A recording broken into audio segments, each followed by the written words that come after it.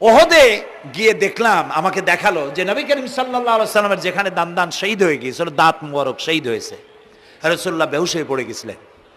তাকে হযরতে আবু বকর, হযরত ওমর, হযরত ওসমান এই তিনজনে উঁচু করে নিরাপদ জায়গায় নেওয়ার জন্য দৌড়াচ্ছিলেন। পাহাড়ের উপরে যখন উঠতেছিলেন, ওই তিনজন রসুলকে ঘাড়ে করে নিয়ে উঠতেছেন, পাহাড় তখন কাঁপতেছিল, পাহাড় কাঁপতেছে, এত বড় কাঁপন উঠেছে পাহাড়ের। পাহাড় সেই এলাকা থেকে কাগজ কাটলে, কেচি দিয়ে কাগজ কাটলে যেমন রেজা রেজা হয়ে যায়, আমার নিজের চোখে আমি দেখলাম, তিনি আমাকে দেখালেন এই সেই এলাকা যেখানে রসুলকে উঠানো হয়েছিল। পাহাড় আল্লাহর ভয়তে কাঁপতেছিল তরতর করে। সেই উঁচা জায়গা, একটা বিশ্রামের মতো জায়গা পাহাড়ের মধ্যে, সেইখানে তাকে নিয়ে যখন রসুলকে যখন শোয়ানো হচ্ছিল, পাহাড় কাঁপতেছে। নবী করিম সাল্লাল্লাহু আলাইহি সাল্লাম তখন বলছেন,